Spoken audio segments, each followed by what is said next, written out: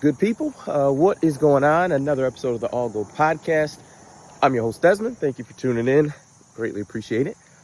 Want to talk a little bit more about the Detroit Lions and in a interesting way.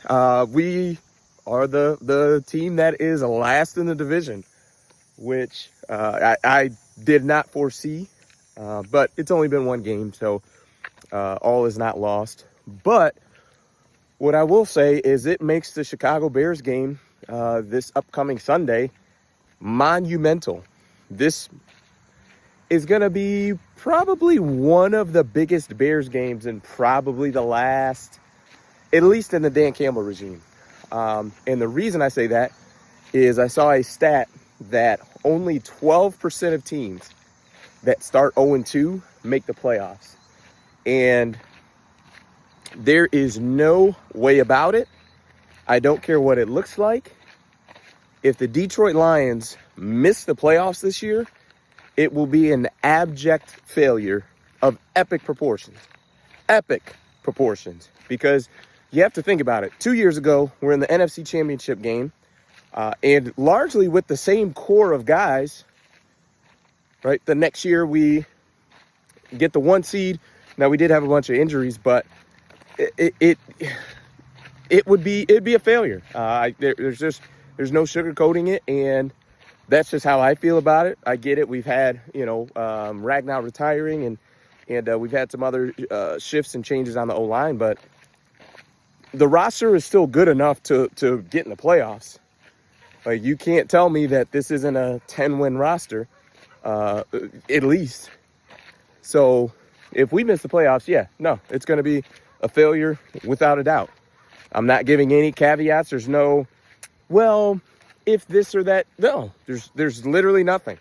And before the season, I was on the channel and I had said, I'm still expecting the Lions to be a really good team. I'm still expecting them to make the playoffs. That's, no brainer. And I picked them to win the division. So it would be difficult to win the division if you go down 0-2. You could still win it, obviously, at 4-2, and we still would have other games to play, but it's uphill, without a doubt. I mean, with Joe Burrow and, the Bengals, they started 0-2 last year, if I'm not mistaken, and they missed the playoffs. They were 9-8, and they have, one of the 5 or 6 best quarterbacks in the NFL. So it just is, it's tough.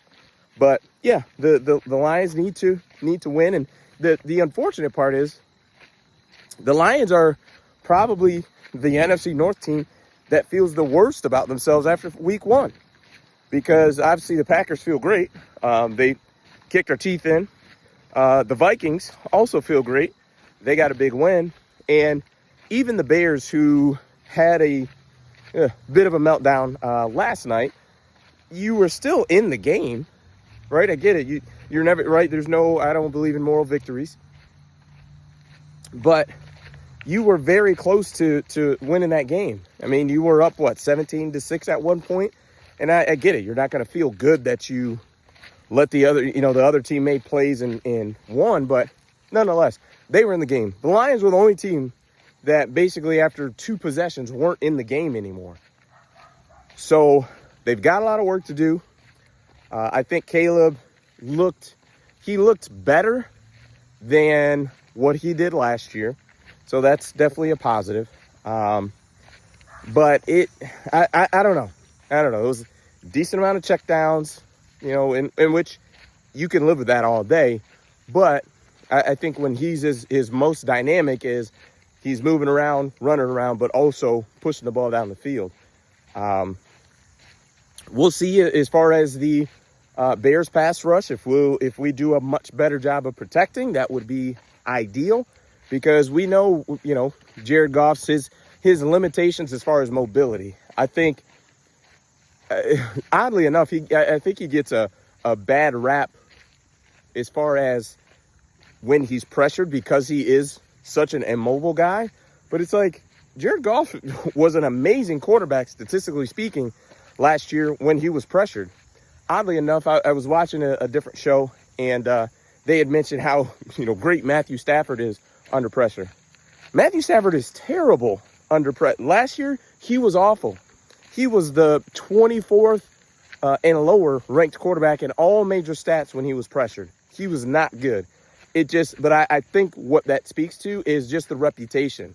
People think because, Stafford, he's played very well in some big games, that he just gets that reputation of, he's great under pressure when pressured, and I think Jared unfairly gets the flip side of that of, he can't move, so if he's pressured, he's not very good. But we just need to get back to protecting, running the football, which is huge, and obviously making sure that we are covering people, because we didn't do a very good job of that.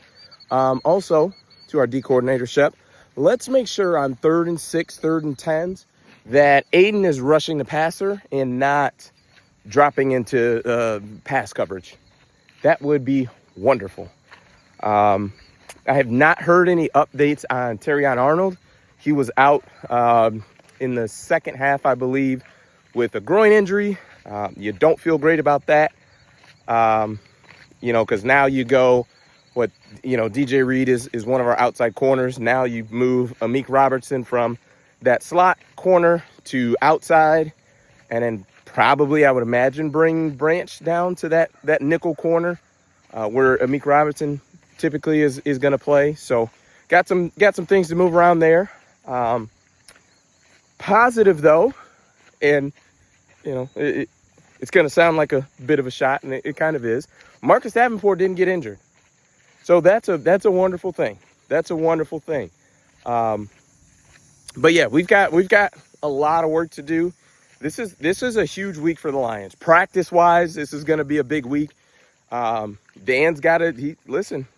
You got work to do, Dan, because that was bad. I didn't think that a Packers blowout win was on the table. The three outcomes that I thought were on the table were Lions blowout win, Lions close win, or Packers close win. I didn't think the Packers I didn't think that was on the board, and it was. Not only on the board, it happened.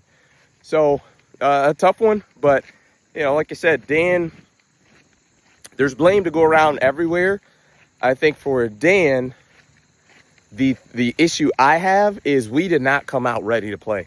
We did not look like a focused football team when we came out, and we've got to. It just can't be. I think Dan Campbell is a great motivator, but it doesn't matter what I think. It matters the product that you put out on the field. So we'll see what happens. Still, I feel good about the Lions, but you go 0-2, it's going to be a long road. So we shall see. That's it for me. Appreciate it. Peace.